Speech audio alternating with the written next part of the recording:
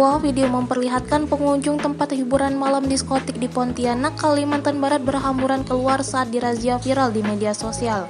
Karena terburu-buru keluar dari tempat hiburan malam itu, ada seorang perempuan yang terjepit antara pengunjung lelaki dan pintu hingga berteriak. Sementara terdengar suara seorang lelaki yang merekam para pengunjung terburu-buru keluar arena jogging.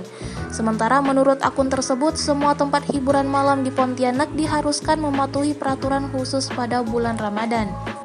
Namun, bar atau diskotik tempat video itu direkam disebut melanggar peraturan daerah nomor 19 tahun 2022 serta Perwali nomor 30/2014 tentang pengaturan kegiatan operasional usaha rekreasi, hiburan dan permainan rakyat selama bulan suci Ramadan.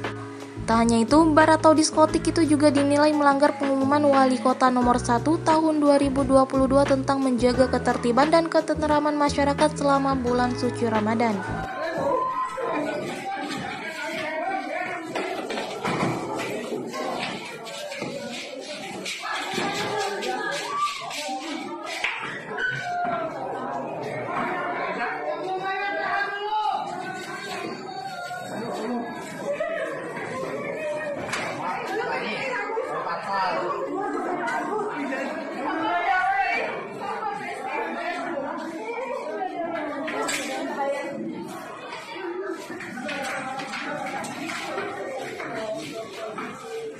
Terima kasih sudah nonton. Jangan lupa like, subscribe, dan share ya.